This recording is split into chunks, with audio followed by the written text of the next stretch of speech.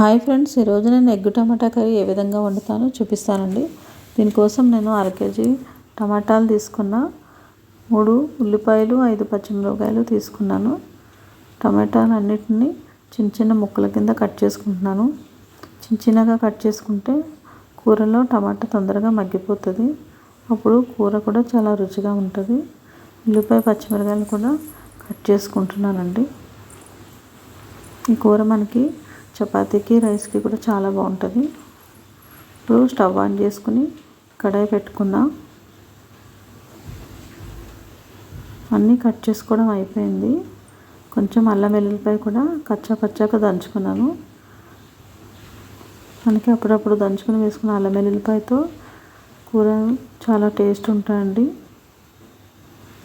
దీంట్లోకి నేను 4 గరిటెలు ఆయిల్ పోసుకుంటున్నాను.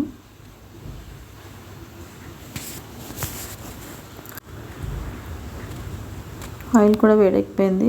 కొంచెం కరివేపాకు, కట్ చేసుకున్న పచ్చిమిరపకాయలు అందులో వేసేసాను. ఇదంతా ఒకసారి కలుపుకుందాం.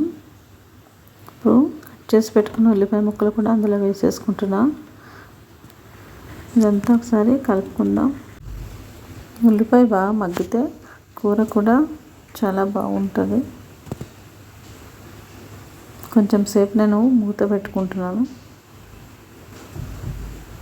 ఇప్పుడు మూత తీసి ఒకసారి మళ్ళీ కలుపుకుంటున్నాను అండి. దంచుకున్న అల్లం వెల్లుల్లిపాయ కూడా అందులో వేసేసుకున్నాను. ఇదంతా ఒకసారి బాగా వేగేదాకా కలుపుకుందాం. మంచి స్మెల్ వస్తుంది. ఇప్పుడు కొంచెం సాల్ట్ వేసుకుంటున్నాను. సాల్ట్ తగినంత చూసుకొని మనం వేసుకోవాలి. టమాటా పులుపు కదా, ఉప్పు ఒకసారి ఎక్కువ వేసుకోవద్దు. ఇప్పుడు కొంచెం పసుపు వేసుకున్నాను.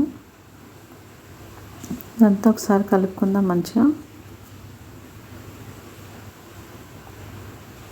ఇప్పుడు మనం కట్ చేసి పెట్టుకున్న టమాటా ముక్కలు కూడా అందులో వేసేసానండి. ఇదంతా ఒకసారి బాగా మెత్తగా అయ్యేటట్టు టమాటా ముక్కల్ని కలుపుకుందాం. కొంచెం సేపు మూత పెడితే ఆవిరికి టమాటా కూడా తొందరగా మగ్గిపోతుంది. టమాటా బాగా మెత్తగా ఉడికితేనే కూర చాలా రుచిగా ఉంటుంది. అంతా టమాటాలు అంతా వాటర్ బయటకు వచ్చింది.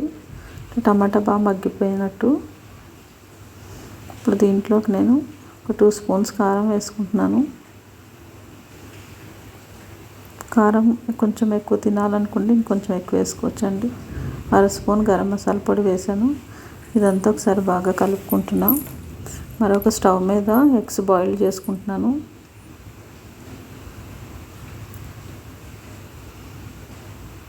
టమాటా అంతా గుజ్జుగా మెత్తగా అయింది ఇట్లా.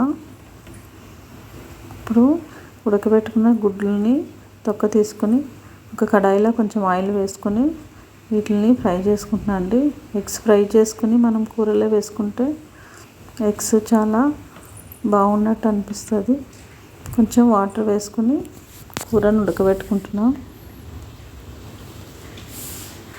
మనం ఎగ్స్ బాయిల్ చేసి కూడా డైరెక్ట్ వేసుకోవచ్చండి, కానీ వేయించుకున్న గుడ్లు వేసుకుంటే కూర ఉడికినాక ఎగ్స్ సైజు కొంచెం ఇంకా కొద్దిగా పెరిగి మనకి కూర చాలా రుచినిస్తుంది. ఈ కూర అంతా దగ్గరికి అవ్వాలండి. నూనె తేలే వరకు ఉడకబెట్టుకోవాలి. ఉప్పు కూడా చూసుకుంటున్నా. ఉప్పు కూడా సరిపోయిందండి. కూర చాలా పుల్లగా చాలా రుచిగా బాగా అయింది.